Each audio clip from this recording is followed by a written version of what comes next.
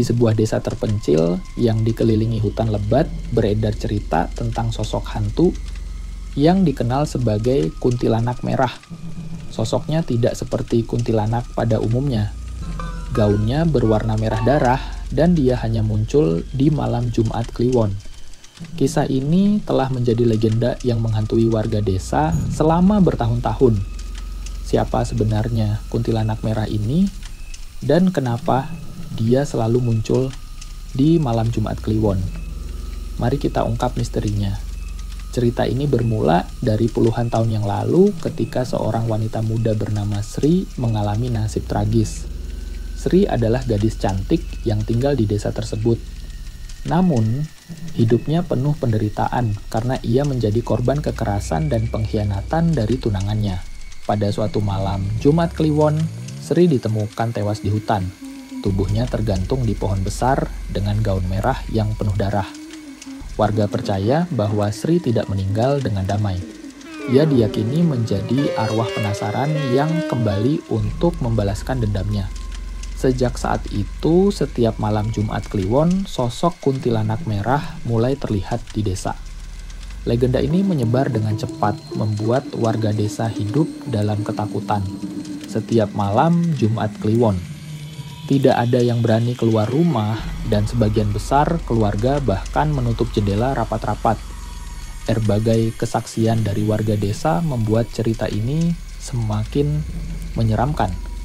Salah satunya adalah Pak Darman, seorang petani yang pernah bertemu langsung dengan kuntilanak merah. Pak Darman, waktu itu saya pulang dari sawah sekitar jam 9 malam. Jalanan gelap, cuman ada suara jangkrik.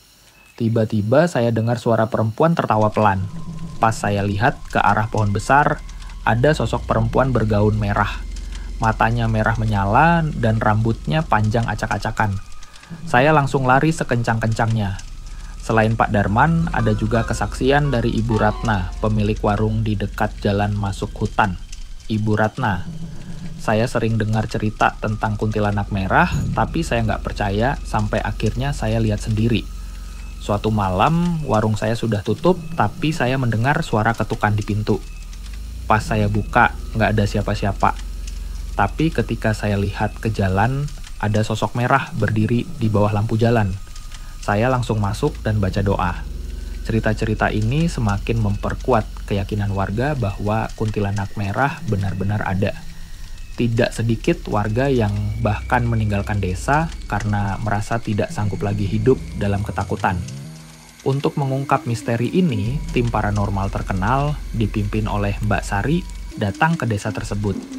Mereka membawa alat-alat seperti kamera inframerah, alat perekam suara, dan dupa untuk ritual. Malam itu adalah malam Jumat Kliwon. Tim paranormal menuju pohon besar tempat kuntilanak merah sering terlihat. Begitu sampai, suasana menjadi sangat mencekam. Angin tiba-tiba bertiup kencang, dan alat perekam suara mulai menangkap suara tawa kecil yang terdengar samar. Mbak Sari, energinya sangat kuat di sini. Saya bisa merasakan kehadiran arwah yang tidak tenang. Saat Mbak Sari melakukan ritual untuk mencoba berkomunikasi dengan arwah tersebut, tiba-tiba lampu kamera tim mereka mati secara bersamaan.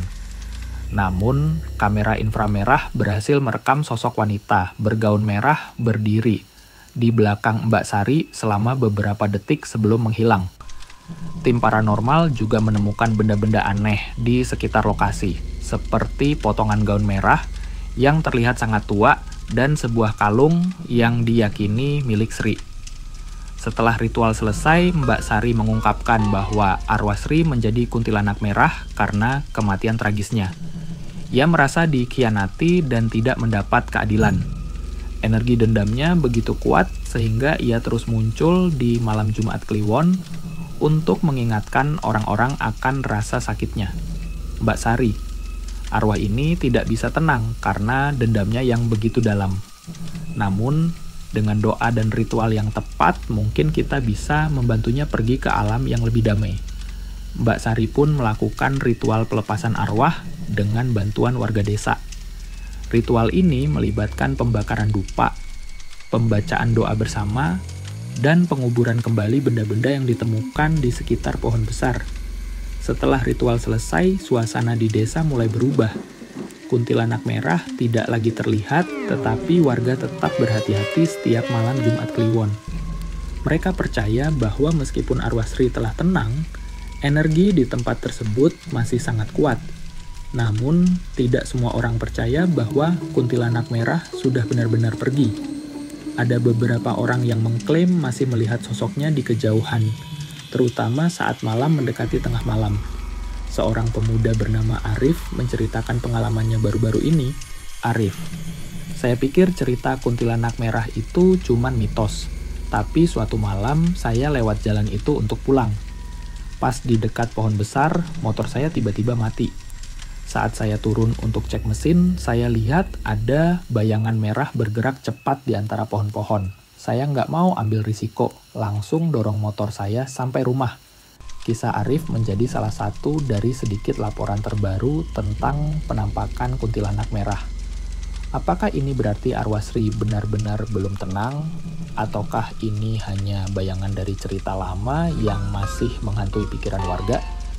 Misteri kuntilanak merah mungkin sudah terungkap, tetapi kisah ini tetap menjadi pengingat akan pentingnya menyelesaikan masalah dengan damai dan tidak meninggalkan dendam. Jika Anda melewati desa ini pada malam Jumat Kliwon, ingatlah untuk selalu berhati-hati. Siapa tahu kuntilanak merah masih mengawasi dari kejauhan. Terima kasih telah menonton video ini. Jangan lupa untuk like, share, dan subscribe agar tidak ketinggalan cerita horor lainnya. Sampai jumpa di video berikutnya, dan selalu jaga diri Anda dari yang tak terlihat. Selamat malam.